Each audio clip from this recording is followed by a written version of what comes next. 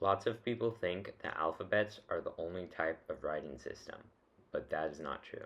The 5 most common types of writing systems are logographies, syllabaries, abugidas, alphabets, and abjads. Logographies have one symbol for every word. For example, Chinese uses a logography. In the sentence, I am a person, there are 3 symbols because there are 3 words: the symbol for I, the symbol for am, and the symbol for a person. Logographs are best for languages with less prefixes and suffixes.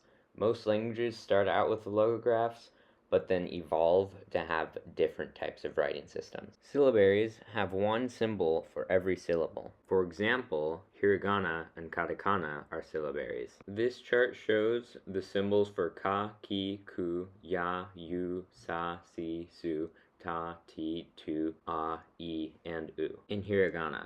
Syllabaries are best for languages with simple syllable structures. Abugidas have a symbol for every consonant, and vowels are marks made on the consonants. For example, Devanagari is an abugida. Abugidas normally have an assumed vowel to come after it, and other vowels are marked. That vowel is normally a, but it can be another vowel too. Also, you can make a diacritic used if the consonant is not followed by a vowel. Alphabets have a symbol for every sound. English uses an alphabet. Alphabets are best for languages with very complex syllable structures. Abjads don't have symbols for vowels at all. They only have symbols for consonants. Whoever's reading has to guess what the vowels are and where they are. For example, this symbol from Arabic could either mean ya, yi, or you. Abjads are best for languages with fewer vowels for the reader to guess. Some languages have writing systems that fall into their own category. For an example, a reverse abugida that writes vowels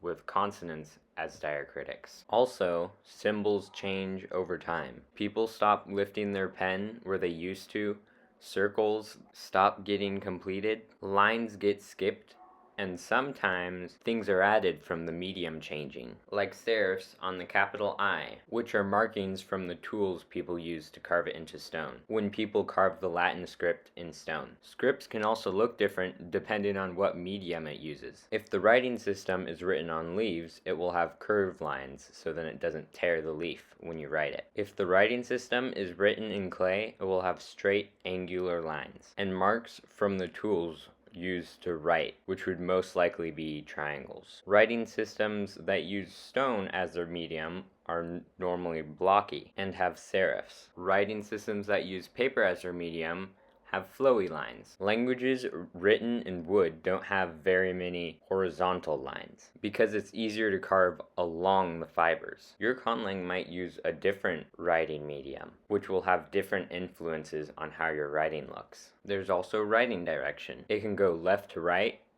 to left, top to bottom, or bottom to top. But that's just the primary writing direction. There's also secondary writing direction. Secondary writing direction is the direction you write your lines. If your primary writing direction is vertical, then your secondary writing direction has to be horizontal. But if your primary writing direction is horizontal, then your secondary writing direction has to be vertical. In total, there are 6 writing directions to pick from: left to right, top to bottom, right to left, top to bottom, right to left, bottom and top, right to right, bottom and top, right to left, bottom to bottom, right to left, and top to bottom, left to right. Also, you can have the writing direction reverse every line. There might be factors on what writing direction people will use. For an example, if it is written in scrolls, people would probably let the scroll unfurl as you write. But if the writing direction is from bottom to top, then they'd have to let it unfurl upward, which means they'd have to hold it open as they write. But if the writing direction was top to bottom, then they could just let gravity